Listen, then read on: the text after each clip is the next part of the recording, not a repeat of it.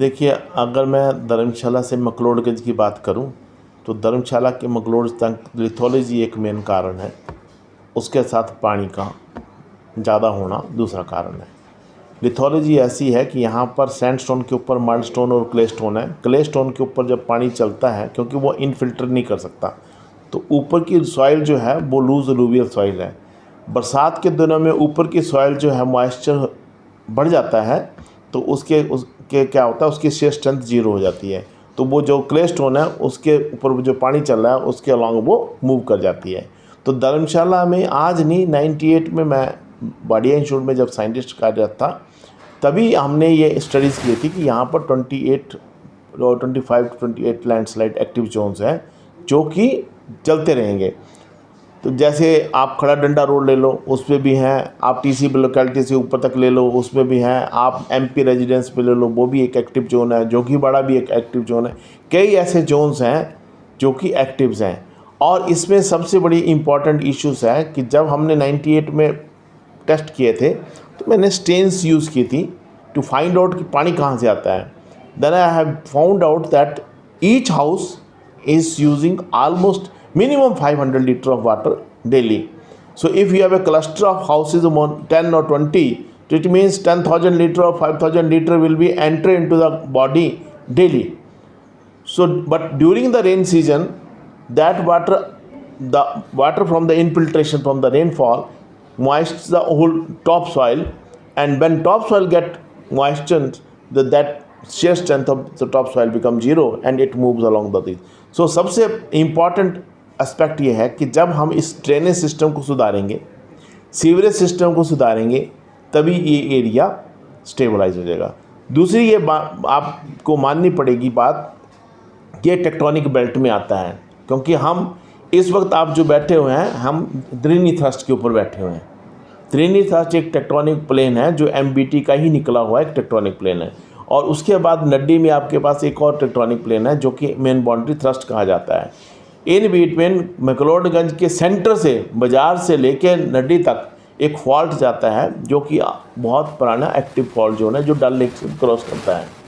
इसके अलावा transverse features हैं, जैसे काला पुल का रिवर खड्ड है, उस पर ट्रांसवर्स फीचर्स हैं, चरान खड्ड में हैं, और कई ट्रांसवर्स फीचर्स हैं जो कि एक्टिवेट करते हैं। जैसे बाक्सू नाग वाला पुल है, तो पार्किंग से पहले वो सीधा ऊपर धर्मकोट की तरफ ट्रांसवर्स फीचर्स है। तो ये जितने टेक्टोनिक फीचर्स हैं, क्योंकि आपको पता है कि इंडिया मूव कर रहा है, तो एक पर्टिकुलर मोशन पे मूव कर रहा है, तो डेली कितनी, आखिरकार एक साल में कितनी एकम्युलेशन हो रही है, कितनी स्ट्रेन जनरेट हो रही है, वो सारी की सारी इंटरनल डिस्टर्बेंस हो रही है। तो इंटरनल डिस्टर्बेंस से हमें जियोमॉर्फिकल चेंजेस तो आएंगे, पर साथ में अगर हमें इसको स्टेबलाइज करना है और इसको रोकना है तो हमें ड्रेनेज को प्रॉपर करना होगा। अगले 10 सालों में आप क्या स्थिति देख रहे हैं इसकी? मैं तो 98 के बाद ही स्थिति ख़राब होते हुए देख रहा हूँ, क्योंकि अर्बनाइजेशन इतनी बढ़ गई। मकलोडगंज में इन्होंने मल्टी स्टोरीज अलाउ कर दिए गए और बहुत सारे होटल्स खड़े हो गए। होटल्स का पानी देखो, एक तो होता है सीवरेज का पानी, एक ओपन पानी भी बहुत डाला हुआ है लोगों ने, जो कि सीधा ही इस ऊपर की सॉइल में जाता है। तो अर्बनाइजेशन इंक्रीज होगी तो डेफिनेटली इस एरिया के लिए हैजर्डस होगा।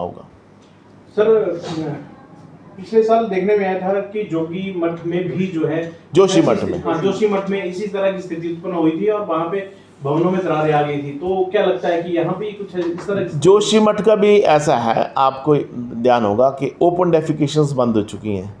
तो मोस्टली लोगों ने, कोई भी घर है उसने सोक पिट और सेप्टिक टैंक बनाने शुरू कर दिए।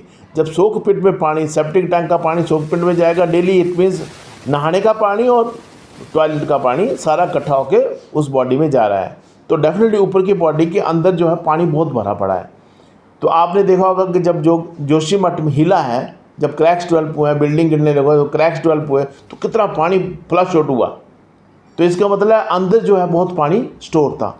तो अंदर के स्टोरेज में पानी अगर है तो उसको निकालना बहुत ज़रूरी है। जब तक हमारी ऊपर की सॉइल सूखी नहीं होगी तब तक ये काम नहीं रुक सकता।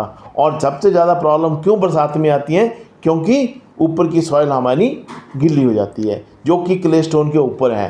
ठीक है, ये हर जगह है, क्योंकि हर हिमालय में चले जाओ, अब आप शिमला में चले जाओ, फिलाइट्स हैं, हाईली जॉइंटेड हैं, धर्मशाला में भी हाईली जॉइंट्स रॉक हैं because of the tectonic activities. तो ये जब आप ऊपर पर प्रेशर बढ़ाएंगे, अब बिल्डिंगों का प्रेशर बढ़ेगा तो जॉइंट्स के अलॉन्ग स्लिप करेंगी तो नीचे को गिरेंगी।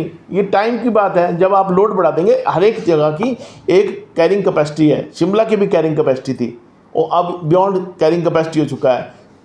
जोशीमठ की भी एक कैरिंग कैपेसिटी थी और धर्मशाला की भी कैरिंग कैपेसिटी है। आपको याद होगा जब घमुरु एरिया में एक बाउंड्री वाल डिस्प्लेस हो गई थी मोर देन 4-5 फीट, जब इन्होंने मुझे अप्रोच किया था कि ऐसे ऐसे प्रॉब्लम आई है, and I investigated started from the घमुरु इटसेल्फ। तो ये पाया मैंने कि ये प्रॉब्लम यहाँ है। और जब बीके अग्रवाल जी थे डीएम वहाँ पर, उन्होंने मुझे अप्रोच किया कि आप इसकी रिपोर्ट हमें दीजिए। हमने उनको रिपोर्ट दी और मुझे हर्ष की बात है कि उन्होंने इस रिपोर्ट को इम्प्लीमेंट किया और काफ़ी एरिया में सीवरेज सिस्टम को इंस्टॉल किया, और जहाँ जहाँ सीवरेज सिस्टम इंस्टॉल हो गया उससे काफ़ी राहत इनको मिली है।